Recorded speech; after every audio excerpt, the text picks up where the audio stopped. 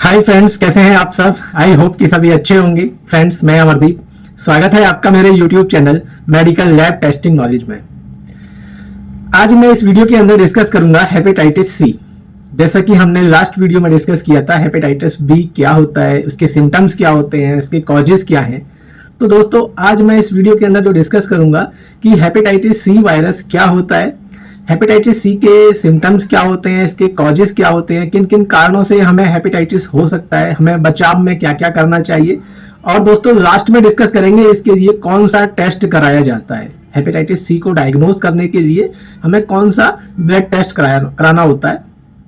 तो दोस्तों, वीडियो को आखिर तक देखिएगा। अगर आपको मेरा वीडियो अच्छा लगे तो प्लीज लाइक कीजिएगा, और जिन्होंने मेरा चैनल सब्सक्राइब नहीं किया हुआ है तो प्लीज मेरे चैनल को सब्सक्राइब कीजिएगा। तो स्टार्ट करते हैं दोस्तों आज का अपना टॉपिक कि हेपेटाइटिस सी वायरस क्या होता है। दोस्तों, आपने इसका नाम काफी सुना होगा, ठीक है, क्योंकि हेपेटाइटिस सी वायरस जो है, इसके जो केसेस हैं वो काफी ज्यादा आज के टाइम पर बढ़ते जा रहे हैं। और आपने देखा भी होगा कि हेपेटाइटिस सी बहुत ज्यादा, इसका जो पेशेंट है वो डे बाई डे ग्रोथ में है। तो दोस्तों, हेपेटाइटिस सी वायरस क्या है। हेपेटाइटिस सी वायरस एक वायरल डिजीज इसको बोल सकते हैं, ठीक है, जो हमारे लिवर में ही होता है। ये भी एक टाइप से, जैसे हेपेटाइटिस बी होता है, सेम हेपेटाइटिस सी भी हमारे लिवर को ही इफेक्ट डालता है और हमारे लिवर पे ये अटैक करता है, हमारे लिवर को ये डैमेज करता है। लिवर के अंदर क्या है, इन्फ्लामेशन आता है, यानी कि सूजन आ जाती है, ठीक है। हेपेटाइटिस सी, जिसको हम HCV भी बोलते हैं, हेपेटाइटिस सी वायरस, अधिकांश लोगों में कई बार क्या है कि जो इसके सिम्टम्स हैं वो हमें दिखाई नहीं देते हैं, यानी कि जो हेपेटाइटिस सी के जो सिम्टम्स होते हैं वो काफी लेट आते हैं, ठीक है। काफी लोगों को इसके बारे में पता ही नहीं चलता है, क्योंकि इसके जो सिम्टम्स हैं वो स्टार्टिंग में महसूस ही नहीं होते हैं। अधिकांश लोगों को इसके बारे में पता नहीं चलता है वे हेपेटाइटिस सी से इन्फेक्टेड हैं, जब तक कि उनके लिवर में कोई डैमेज की या कोई लिवर में थोड़ी सी जब प्रॉब्लम बढ़ जाती है, तब जाके हमें इसके बारे में पता चल पाता है। दोस्तों, हेपेटाइटिस सी कई हेपेटाइटिस वायरसों में से एक है, जैसे कि हमने एक वीडियो में डिस्कस किया था, जो हेपेटाइटिस के बारे में बनाई थी वीडियो, कि हेपेटाइटिस जो है दोस्तों ये 5 टाइप का होता है, A, B, C, D और E, यानी कि ये 5 हेपेटाइटिस के टाइप्स होते हैं।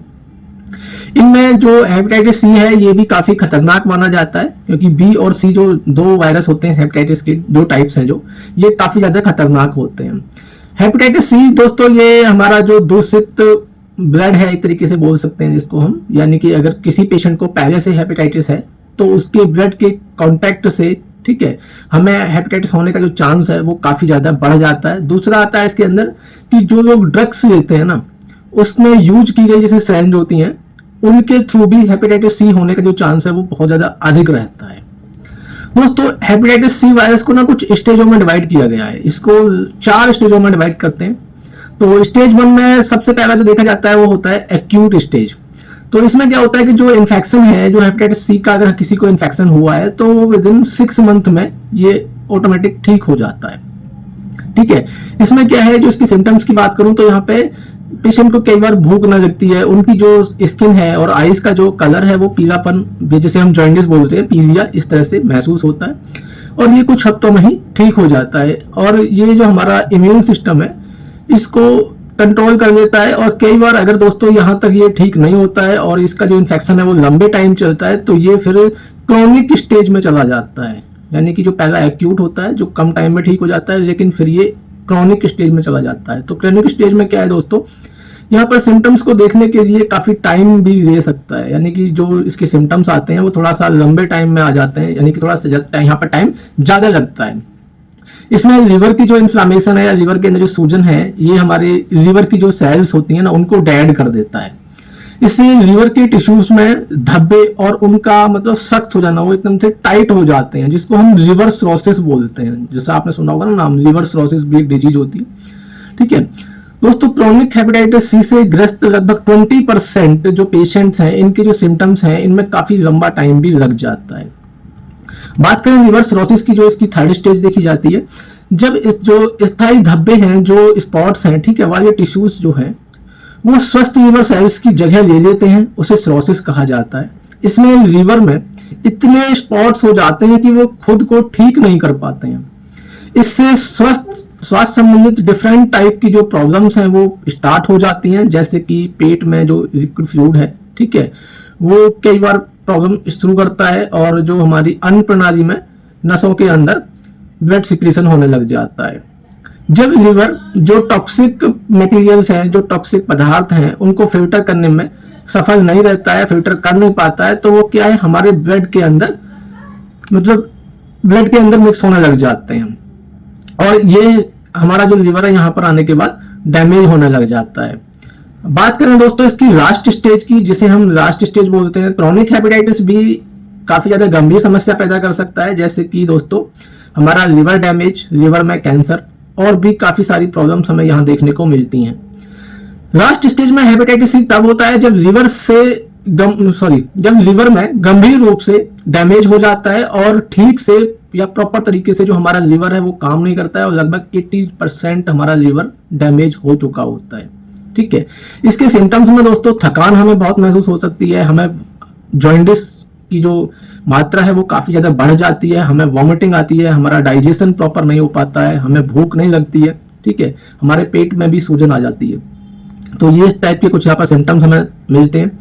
सोसिस से ग्रस्त जो पेशेंट्स हैं, ठीक है, वो इस टाइम आके काफी ज्यादा क्रिटिकल कंडीशन में पहुंच जाते हैं और जो इसकी लास्ट स्टेज है वो बहुत ज्यादा क्रिटिकल मानी जाती है।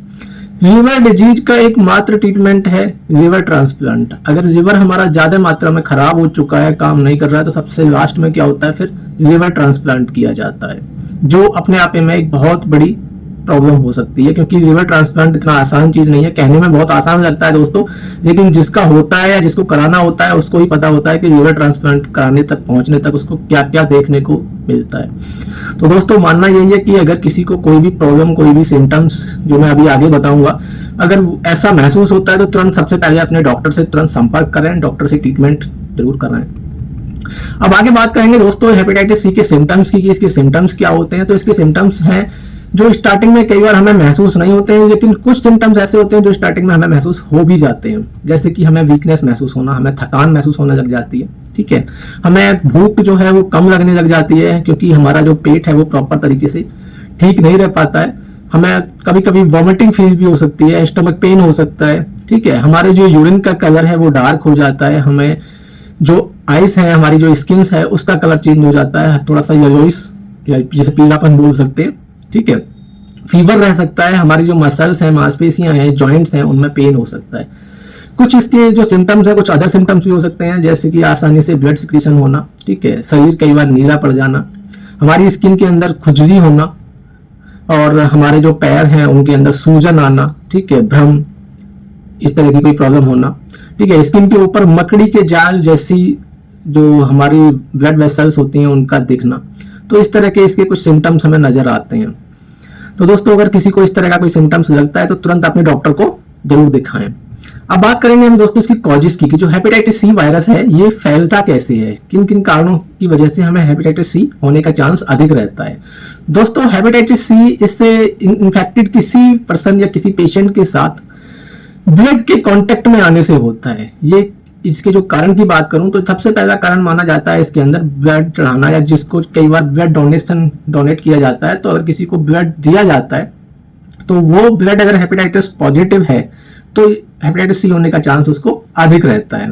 ऑर्गन ट्रांसप्लांटेशन में जिसका ऑर्गन ट्रांसप्लांट हुआ है उस टाइम पर भी इसका जो खतरा है वो काफी अधिक रहता है। रेजर जैसे हम सेविंग करते हैं, ठीक है, टूथब्रश है, उसको अगर कोई यूज करता है तो भी हेपेटाइटिस सी होने का चांस अधिक रहता है। हम अगर कोई यूज की हुई सिरिंज यूज करते हैं अपने ऊपर तो भी इसका चांस अधिक रहता है। हेपेटाइटिस सी से इन्फेक्टेड अगर कोई मतलब मदर है, माँ है, अगर वो बच्चे को जन्म देती है तो भी उस बच्चे को हेपेटाइटिस सी होने का चांस रहता है।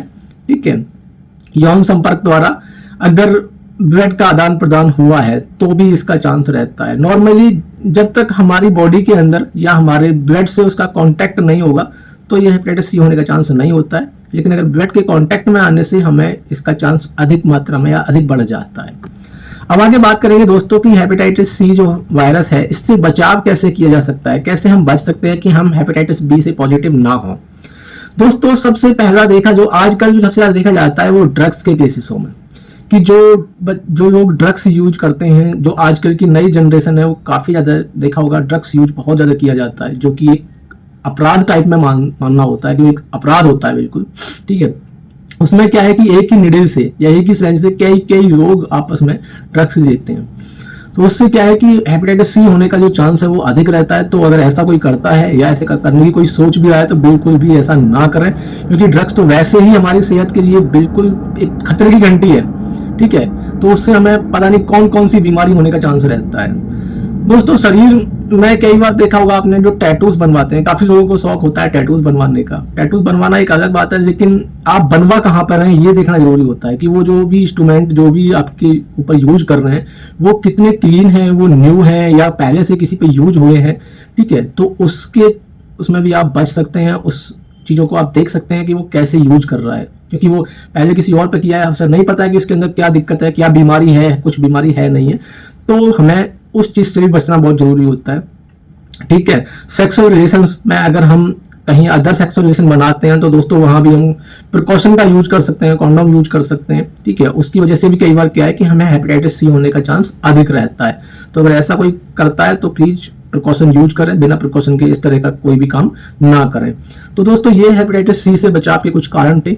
अब बात करते हैं दोस्तों यहाँ पर कि इसके लिए कौन से टेस्ट कराए जाते हैं या हेपेटाइटिस सी को डायग्नोज करने के लिए कौन सा ब्लड टेस्ट कराया जाता है।